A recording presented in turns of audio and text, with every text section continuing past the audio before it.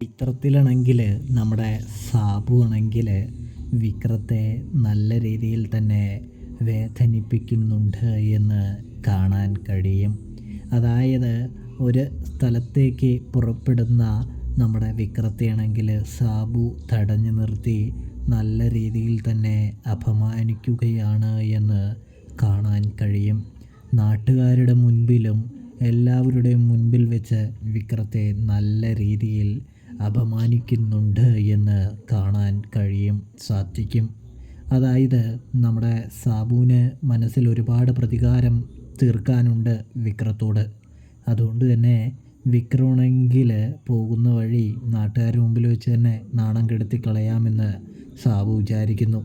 ഇവന് മയക്കുമരുന്ന് കച്ചവടവും പലവിധ സാമഗ്രികളും ഉണ്ടെന്നും 13 വർഷക്കാലം ജയിലിൽ കിടന്നിട്ട് ഇപ്പോൾ പുറത്തിറങ്ങിയിട്ടേ ഉള്ളൂ എന്നും ഇവൻ അതല്ല അതിനപ്പുറം ചെയ്യുമെന്നും സാബു എല്ലാവരുടെയും മുൻപിൽ വെച്ച് പറയുന്നു.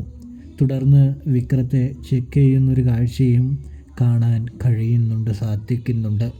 ഇതേ സമയം വിക്രം പറയുന്നുണ്ട്, സാബു നീ കുറേയായി തുടങ്ങിയിട്ട് എൻ്റെ കയ്യിൽ നിന്നും ആവശ്യമില്ലാതെ അടി മേടിക്കേണ്ട എങ്കിൽ നീ മര്യാദയ്ക്ക് എന്നെ വിട്ടേക്ക് എന്ന് പറയുന്നു. ഞാൻ ജയിലിൽ തന്നെയാണ് കിടന്നത്. അവിടേക്ക് മടങ്ങിപ്പോവാനായിട്ട് എനിക്ക് യാതൊരു കുഴപ്പവുമില്ല എന്ന് പറയുന്നൊരു കാഴ്ച കാണാൻ സാധിക്കുന്നുണ്ട്. ഇതേ സമയമാണെങ്കിൽ സാബു പറയുന്നുണ്ട്, എന്താടാ നീ എന്നെ ഭീഷണിപ്പെടുത്താണെന്ന് വിചാരിച്ചോ? നിൻ്റെ ഭീഷണി കേട്ട് ഞാൻ പേടിക്കുമെന്ന് വിചാരിച്ചോ എന്ന് പറയുമ്പോൾ പഴയ വിക്രത്തിനെ നീ വെറുതെ ആവശ്യമില്ലാതെ പുറത്തേക്ക് എടുപ്പിക്കരുത് എന്ന് സാബുവിനോട് വിക്രം പറയുന്നത് കാണാനായിട്ട് സാധിക്കും.